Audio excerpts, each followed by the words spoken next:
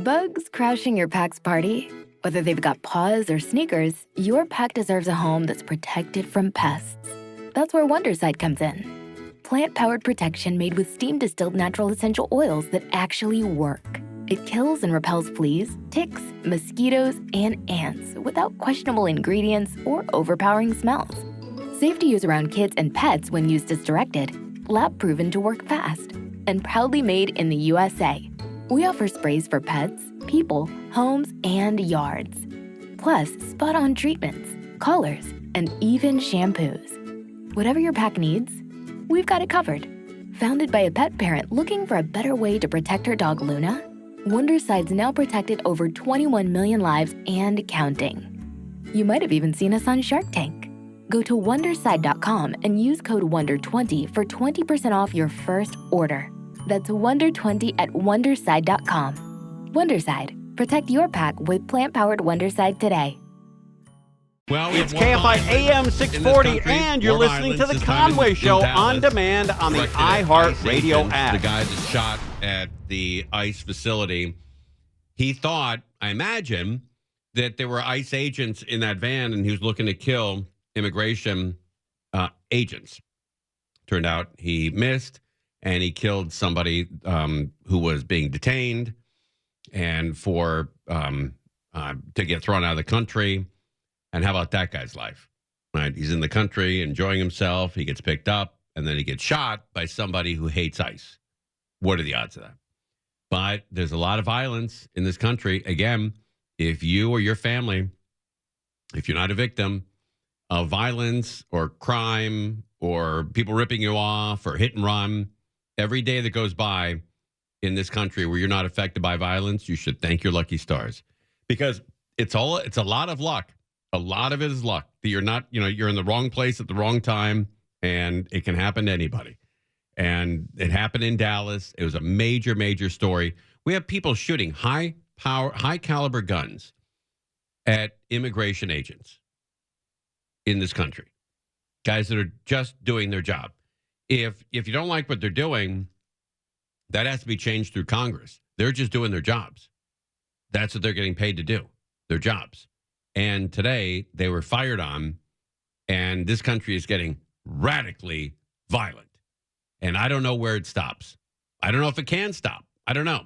But this happened today. It was a horrible story. It is a 29-year-old Joshua Jahn, we are told, still trying to find out more information, but that confirmed through multiple law enforcement sources to NBC News. Again, 29-year-old Joshua Jahn. We don't know anything about a criminal background. That's something we're going to have to develop as this continues to unfold. We can tell you that the Department of Homeland Security has said that the shots were fired indiscriminately at the building by Jahn from a nearby rooftop. He was firing at the ICE building and sprayed that facility. One of the witnesses says there was as many as 20 shots fired, and during that time he hit a van as well as the detainees that were being moved from that van. We know that 3 of the detainees were hit. 2 of them have died. The third in critical condition right now at a Dallas hospital. No law enforcement was hit during the attack, and then the gunman, of course, turned the weapon on himself. They're continuing to investigate exactly what's going on. As you can see behind me, Vicki, this area is still locked down and will be for quite some time. Law enforcement from multiple federal agencies as well as Dallas police on the ground as a part of this investigation. We do hear that it was a targeted investigation, that from the FBI on the ground here, saying that this shooter was at the time targeting ICE. Jay, give us a sense of what happens at this ICE facility, who's coming, who's going, and give us more of some context, really, because there was a recent bomb threat also against ICE agents at this particular building. Yeah, absolutely. It was just about a month ago that there was a bomb threat called into this ICE facility. The person who called that in was arrested. I can tell you that it's a field office, so it's not a detention center. It's not where people stay behind bars. It's a place where they are processed and moved through. And that's apparently what was happening this morning, that these 3 men had been arrested. They were being moved inside the office when the shots were fired. It's also a place where people do routine checks. They have to check in with ICE. Immigrants have to go there as part of their moving forward towards citizenship. And so that was happening this morning as well. In fact, we heard from someone who was there just for that cause. She had dropped off her husband. She was in the car with her 9-year-old when the shots were fired. She tells us that they dove underneath the car and the shots continued to ring out. She was then approached by a Dallas police officer who grabbed her and moved the family inside the ICE facility where there was apparently chaos. Everyone inside there ducking down behind a desk and trying to protect themselves as best they could. But this is a field office, so it's where those meetings take place every day, Vicki. It's a spot where they're not holding anyone, but everyone comes through. It's getting crazy out there. Charlie Kirk murdered, assassinated. It was 2 weeks ago today that happened. And then that older lunatic who shot up ABC Channel 10 in Sacramento or Fresno, I think it was Sacramento. And now you get this guy, and it is not good. It is not good. This country is seeing a tremendous amount of violence. And I don't know what where the end game is. I don't know. I don't know whether it gets better and everything calms down or this explodes. And I think one of the only saving graces here is that this didn't happen in late May or early June, because a really hot summer could really set a lot of people off. So we're getting into winter. Fall is here. Then we're getting into winter. We've got Halloween, Thanksgiving, Christmas, Hanukkah, Kwanzaa. We got all the New Year's. We've got all these holidays where it's not a real busy time for violence. Violence usually happens in the summer. And you ask anybody in LAPD with any kind of history or background or any veteran of LAPD, and they'll all tell you that you're most likely to be a victim of crime on a Saturday night at 9 o'clock during the summer. They've whittled it all down to almost an exact hour, between 8 and 10, right around 9 o'clock on a Saturday night in a city in the United States of America. That's when you're most likely to be a victim of violence or crime. So hopefully we're going to get into some cooler temperatures, maybe some cooler heads, and a lot of this will end. But who knows? Who knows? It's a very violent time in this country. All right, when we come back, we have how burglars get into your home to burglarize your home. There are some keys that they use, some things that they use to get inside your home. So there's a great warning for you. There's a great tool to try to help protect you and your family. When we come back, we'll tell you how burglars get into your home and burglarize you. You're listening to Tim Conway Jr. On Demand from KFI AM 640. We all think that we are going to be a victim of either a home invasion or your house is going to be burglarized. It happens all the time in the San Fernando Valley. Mostly Studio City, Sherman Oaks, Tarzana, Encino, Woodland Hills. That's where a lot of the money is. That's where people have big, expensive homes. And they are easy targets to have a guy come up, get into your house, take all your crap, and take off in less than 3 minutes. And so this guy talked to a career criminal on what they look for. And I think we could learn a lot of lessons here on how to protect your house.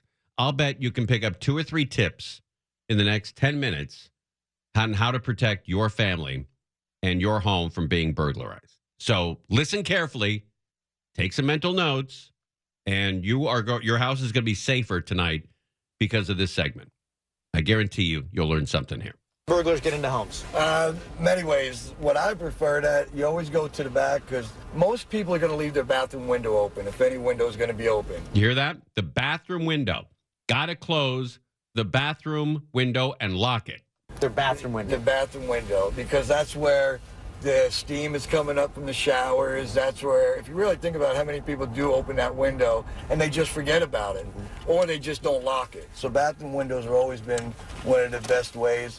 A lot of people won't put their boards in their sliding doors or in their windows, or they leave that sliding door in the back open because it's in their backyard, and they think that, who's going to really come back here? Especially if they have a fence, which if they got a fence, 6-foot fence, that's a great thing for me. Because you can hide? Yeah. People aren't going to be able to really see unless they're upstairs in their second-story house looking down. Yeah. What's the best time to break into a house? All right, this is a big one here. The best time to break into a house. It's not necessarily nighttime. It depends. Sometimes I don't think night is really a great time. Daytime, because there's always a lot going on. But you want to actually check what's going on in the neighborhood too. Like that neighborhood we just passed, there was 2 vans in front of that one house that's for sale. You got 2 vans, so you got people working around there. So there's going to be people that could see you doing stuff. So, but like this, where it's just a nice, quiet neighborhood, you kind of look around and you could probably find something really quick. So, yeah. God, I love how matter-of-factly he talks about it.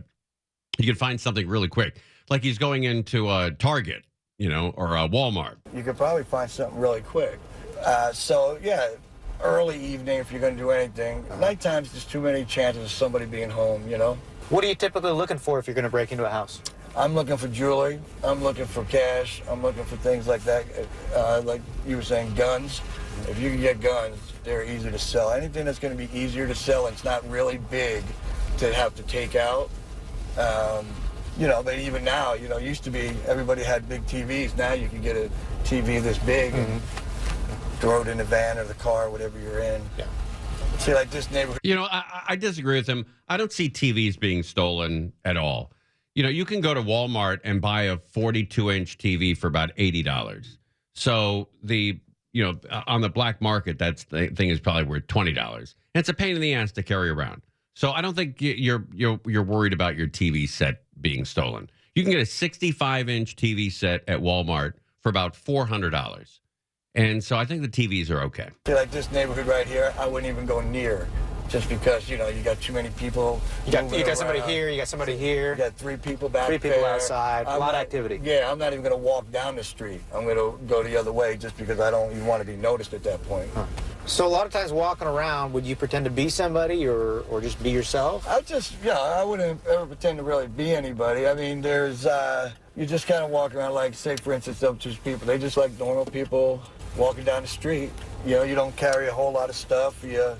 You don't really look like you're scamming or looking for something. You're kind of actually walking and looking peripheral more than anything, and then you're checking these things out. But the only time I've ever really was being somebody else is like a landscaping business, like I was telling you, you know, and that when you're going to drive up in a truck, you know, and have a lawnmower, you know, and just mow somebody's lawn, and somebody's mowing the front while you're breaking in the back. A lot of fun, right? Fun city to live in.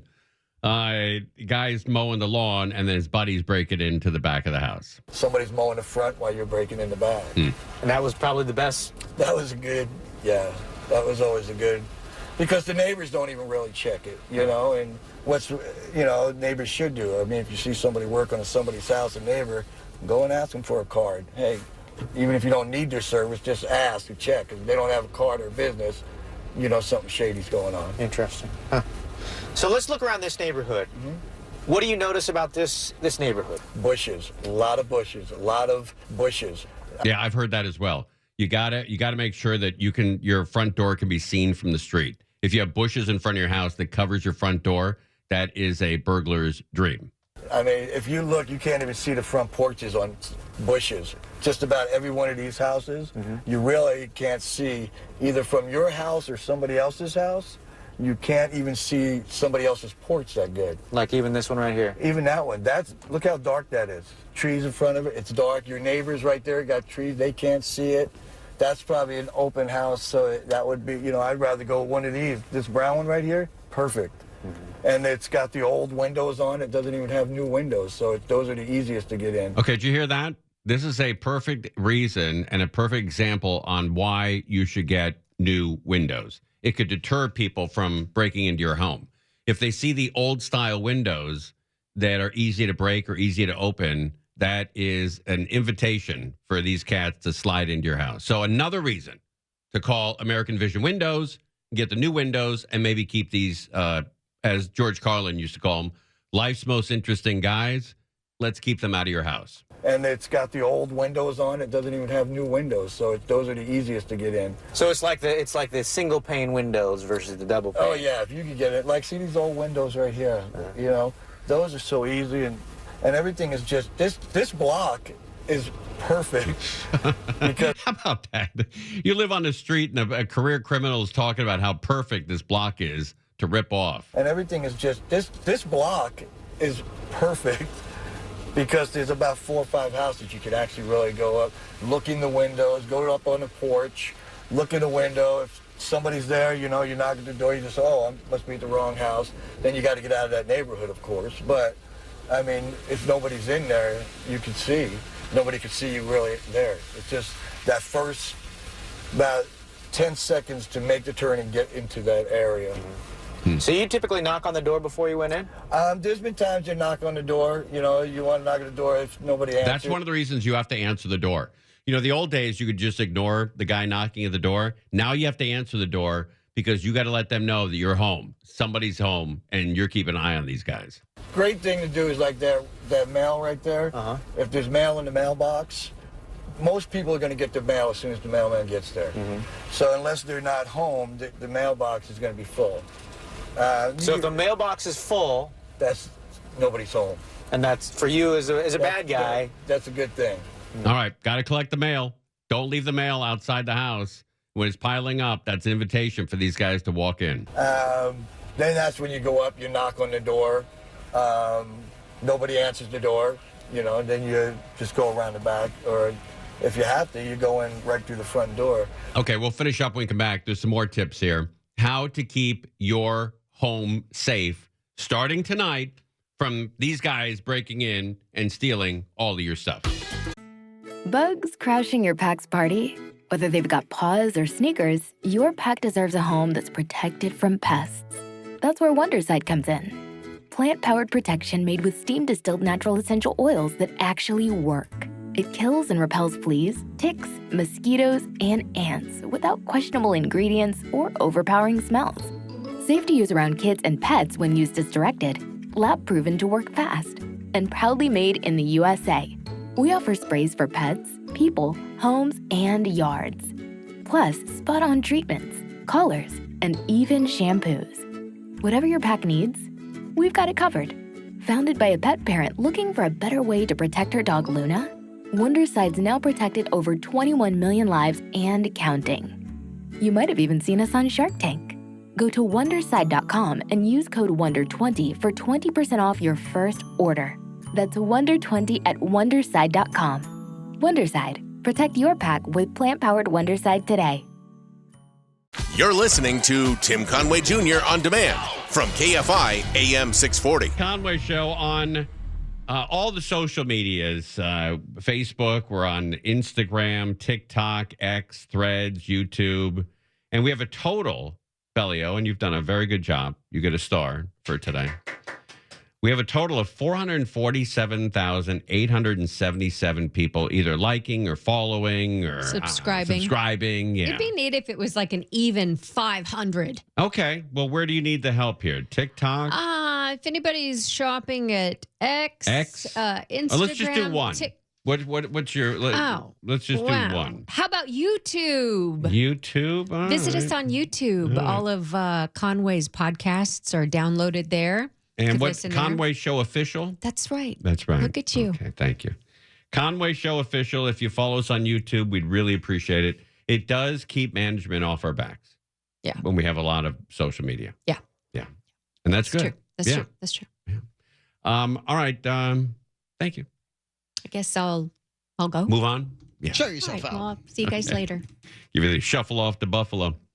9:16 p.m. tomorrow night. And then we'll get back to this career criminal. 916. Unless there's any delays, you're going to see a massive rocket blast off out of Vandenberg up in Ventura. And you're going to clearly see it from anywhere in Southern California, Arizona, Nevada, maybe even parts of Oregon. I don't know. But 916 tomorrow, 916. It probably won't be light enough where you'll see the big fan tail with the exhaust, but it'll be kind of cool. And it's one of the larger rockets, so it'll be easier to see with a lot more exhaust. And I'm not sure if it'll catch the sunset or not. I think it's too late. But 916, and we'll remind you again tomorrow. It's always cool to watch that. Look at that. All right, back to this career criminal on what he looks for in your neighborhood to go in and take the stuff that you worked hard for and put it in his home instead of your home. He's coming in to get your stuff. And here's the stuff that they look for. And this is pretty good. So far, we've learned keep the bathroom window closed. Don't put a lot of bushes around the house. Keep your lights on. Answer the door when somebody knocks on the door. Lots of great material here. What if they got a TV on or a radio on? Does that change it? That doesn't really deter much. I mean, again, it's a lot of times if people are home and they got the TV, if the door's unlocked, you can kind of walk in and say you're in the wrong place, but you got to get out fast. Yeah, you got to get out pretty quick if they see you. You know that a friend of mine, a guy named Alan Hamilton, he's the chief detective for LAPD. And this is an astonishing number. He said 38%, almost 40%, almost 4 out of 10, almost 2 out of 5. 38% of home burglaries, the guy enters through an unlocked door. 38% of the time, tries the door, and it's unlocked, and he's part of your life right now. That's why it's really important to take, like these here, these would be really hard to even be in this neighborhood. I mean, look how clear this is. Mm-hmm. Wide open. But this side is a whole different story. Huh. See this house right here? Right. That's perfect. Look at the windows. You can't see the windows. You can't see nothing. Right. But on this side, everything's so wide open. So, and for these here, you'd have to actually walk all the way around and go through the back, and then some neighbors. Mm-hmm. And that doesn't mean every neighbor's home, but in the big picture of it, you want those ones that's more secluded. Mm-hmm. He talks about it so casually, like it's just his job. He's going to come in and steal your crap, maybe kill you, and that's just his job. That's why it's, keeping your yard and your hedges to a certain level is always a good idea too. Mm-hmm. How about if a dog came to the door? Depends on the size of the dog. Yeah. Okay. All right. So you're out, Bellio, with those two little 4-pound dogs you have. They'll roll in pretty quickly. So it depends on the size of the dog. Depends on the size of the dog. If it's a really big dog with a big voice, you probably want to get out there. But, a lot of times the dogs, they'll just bark. When you get in, they're like, just sit, or you can pet them. Right. I've thrown food out of the refrigerator. Here, you throw them a bone and some food, they'll start eating, and you can do what you got to do. But then again, if it's a little chihuahua, you can put them in a room, kind of kick them. Right. You're not trying to... Wait, put them in the room and kind of kick them? You can put them in a room, kind of kick them. Right. Kind of kick them. Wow. Right. You're not trying to be there too long anyway. Uh-huh. Right. Yeah, you're not moving in. You're just taking their stuff with you. It's kind of getting in and getting out. So again, beginning to end, how long do most home burglaries last? Great question. How long is the guy in your house? Most home burglaries are going to last a good 10 minutes. Wow. If you're fast, you know exactly where you're going. The process of knowing where you're going is getting in, finding the bedrooms. You're getting those bedrooms as fast as you can because that's where the most of the valuables are. Bedrooms first. Bedrooms first. That's where the valuables are. You're going to work your way out, and then you're going to kind of just scope and see what's around the living room and stuff like that. A lot of people don't leave, and most burglars aren't looking for antiques and things like that because you don't really know what they are. Yeah, I'm with them. Most burglars are not antiquers. They're not antiquing. They're looking to get the jewelry, the guns, and the money and getting the hell out. For antiques and things like that because you don't really know what they are. But if you see stuff that's nice, you want to grab that. But you always want to hit the bedrooms first because there's going to be a safe in the closet, under the bed, wherever they're going to hide that. You're going to have the jewelry is always in the bedrooms. Guns and stuff like that are usually in the closets in the bedrooms because especially if they got children, people are not wanting to be in there. People hide stuff in between the mattresses, so it's good. Just okay, all right, I got to move that now, because if you keep money between your box springs and your mattress, now you got to move that because these guys are onto you. People hide stuff in between the mattresses, so it's good just to hit those first. While you're hitting those, you can hit a house, the bedrooms, within 5 minutes. Get everything, and then as you're scanning on your way out. So it's about a good 10-minute process. All right, 10 minutes. Here are these are two tips that I was listening to Howard Stern years ago, maybe 20 years ago, and they had a career criminal on, and he gave two pretty good tips. One, and I'm sure a lot of people have heard this before, but maybe somebody hasn't, so we'll do it for them. If you go to a secondhand store, a Goodwill, or a Salvation Army, I don't know, a place where you can buy somebody else's old crap, get a size 13 or 14 work boot, construction boot. You're not going to use them. You're just going to put them out on your front porch. And that's going to deter some people.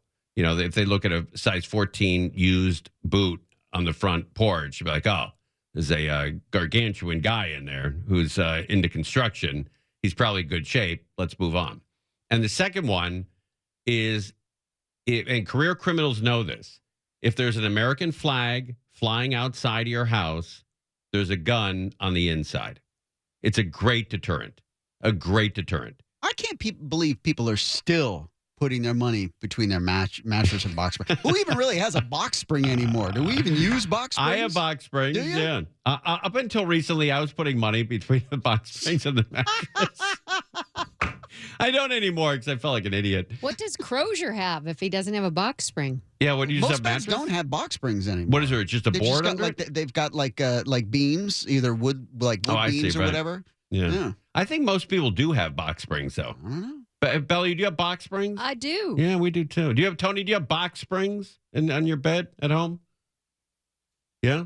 No? No, I think it's just the little wood slats. Wood slats? Yeah. A lot of IKEA kids around exactly. here. Yeah. Cheap. Yeah. Not cheap, man. Those things can be expensive. The frames that they have can be very expensive still.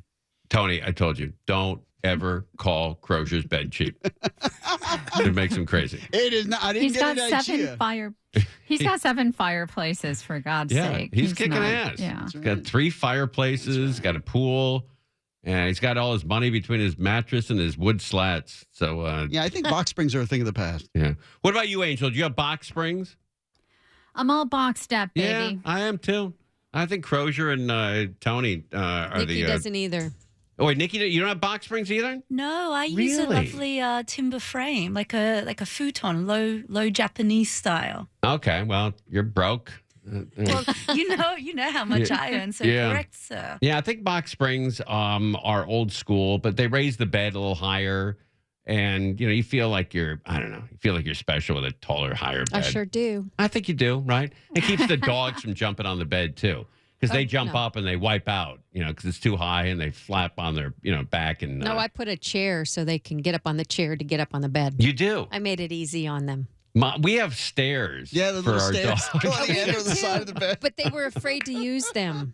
They won't use the stairs? No, because they wanted a little handrail, a little paw rail. What do they need, an escalator? They're fine with the chair, jumping on the chair to the bed, but they will not use the stairs. Do they jump on your bed every morning to wake you up? They're already on there. Oh, they sleep in the bed? Oh, yeah. Oh, that's great. My kind of gal. You're listening to Tim Conway Jr. on demand from KFI AM 640. Well, gang, guess what time of year it is? It is time for one of the most entertaining things I saw as a kid. My dad would take us almost every year. And maybe you can guess by this music.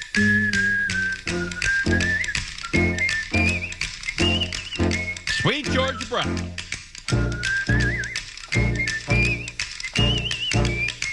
Yep, the Globetrotters are coming to town.